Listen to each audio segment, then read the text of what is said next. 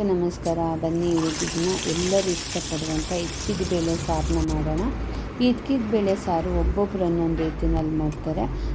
ನಾನು ಯಾವ ರೀತಿಯಲ್ಲಿ ಮಾಡ್ತೀನೋ ಅದನ್ನು ನಿಮಗೆ ತೋರಿಸ್ಕೊಡ್ತಾ ಇದ್ದೀನಿ. ತುಂಬಾ ರುಚಿಯಾಗಿರುತ್ತೆ. ನಾನು ಇದರಲ್ಲಿ ತುಂಬ ಇಂಗ್ರೀಡಿಯೆಂಟ್ಸ್ ಏನು ಹಾಕ್ತಾಯಿಲ್ಲ. ಮೊದಲಿಗೆ ನಾನು 1 ಕಾಯಷ್ಟು ಕಾಯಿ ತುರಿನ ತೊಗೊಂಡಿದ್ದೀನಿ.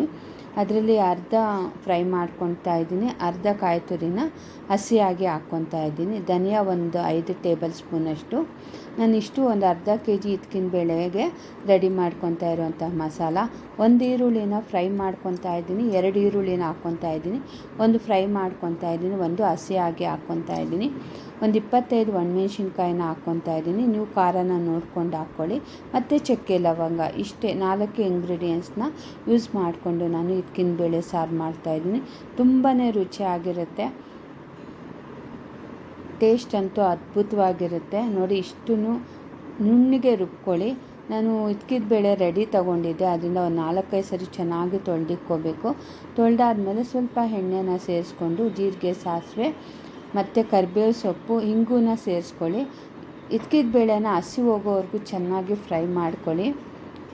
ಈಗ ರುಬ್ಬಿಕೊಂಡಿರೋಂತಹ ಮಸಾಲೆನ ಸೇರಿಸ್ಕೊಂಡು ನಿಮಗೆ ನೀರು ನೋಡ್ಕೊಂಡು ಹಾಕ್ಕೊಳ್ಳಿ, ಗಟ್ಟಿ ಬೇಕಾ ತೆಳು ಬೇಕಾ ಅಂತ. ನಾನಿಲ್ಲಿ ದೋಸೆ ಮತ್ತು ಇದ್ಕಿನ ಬೇಳೆ ಮಾಡೋದ್ರಿಂದ ಸ್ವಲ್ಪ ತೆಳುವಾಗೆ ಮಾಡ್ಕೊತಾ ಇದ್ದೀನಿ, ದೋಸೆಗೆ ಚೆನ್ನಾಗಿರುತ್ತೆ ಅಂತ.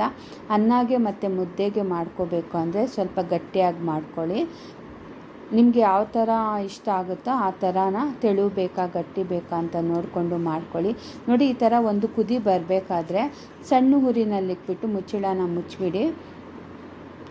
ಒಂದು 15-20 ನಿಮಿಷದಲ್ಲಿ ಸೂಪರಾಗಿ ಮುಚ್ಚಳನ ಮುಚ್ಚಾದಮೇಲೆ ಒಂದು 15-20 ನಿಮಿಷದಲ್ಲಿ ಚೆನ್ನಾಗಿ ಸಾರು ರೆಡಿ ಆಗುತ್ತೆ. ನೋಡಿ, ಇದ್ಕಿದ ಬೇಳೆ ಎಲ್ಲ ಚೆನ್ನಾಗಿ ಬೆಂದಿದೆ. ರುಚಿ ಅಂತೂ ಅದ್ಭುತವಾಗಿರುತ್ತೆ. ನೋಡಿ, ಈಗ ಇನ್ನೊಂದು ಸರಿ ಒಗ್ಗರಣೆ ಹಾಕ್ಕೊಳ್ಳಿ, ಚೆನ್ನಾಗಿರುತ್ತೆ.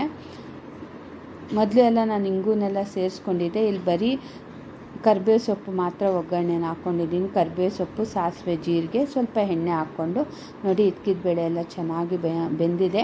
ಈ ಸಾರು ಮಾಡಬೇಕಾದ್ರೇ ಘಮ ಅಂತೂ ಅದ್ಭುತವಾಗಿರುತ್ತೋ. ನೋಡಿ, ಸೂಪರಾಗಿ ಇದ್ಕಿದ ಬೇಳೆ ಸಾರೀಗ ರೆಡಿಯಾಗಿದೆ. ಈಸಿಯಾಗಿ ಮಾಡ್ಕೋಬೋದು.